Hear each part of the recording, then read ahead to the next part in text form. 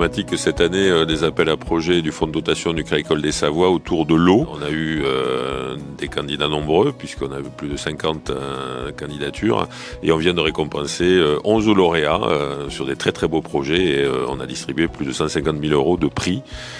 Et donc c'est effectivement une édition réussie. L'opération s'appelle « L'eau fait son chaud », mais chaud au CHAUD parce qu'il fait de plus en plus chaud.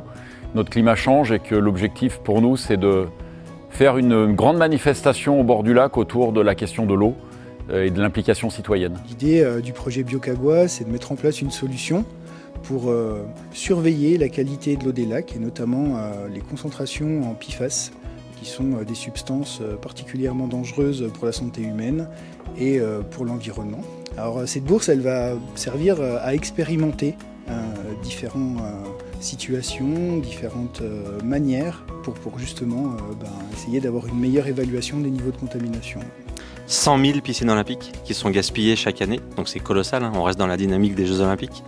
Notre projet en fait a pour ambition de faire une économie substantielle d'eau sur toutes les installations d'arrosage. C'est un double symbole pour nous. Le premier, c'est financier, pour nous aider à pouvoir activer des nouveaux projets en fait au sein de l'entreprise. Et puis le deuxième intérêt, c'est l'indicateur en fait de fiabilité et l'indicateur de réussite en fait de notre start-up.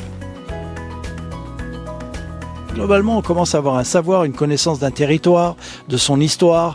Et aujourd'hui, l'idée, c'est de se dire, bon, avec cette connaissance-là, fondamentalement, de l'eau, on en aura encore à l'avenir. Sauf que elle ne va pas tomber de la même façon. Ce qui tombait sous forme de neige tombera peut-être sous forme d'eau demain. Donc ça veut dire que notre château d'eau naturel, il va peut-être falloir qu'on l'entretienne ou qu'on le fasse évoluer. Donc ça veut dire qu'il va falloir que nous nous adaptons. Et ça, il va falloir qu'on le fasse collectivement. Par Louis Baudin, on a voulu amener un grand témoin en tant que météorologue et puis en tant que scientifique vis-à-vis de l'eau et de la constitution de l'eau.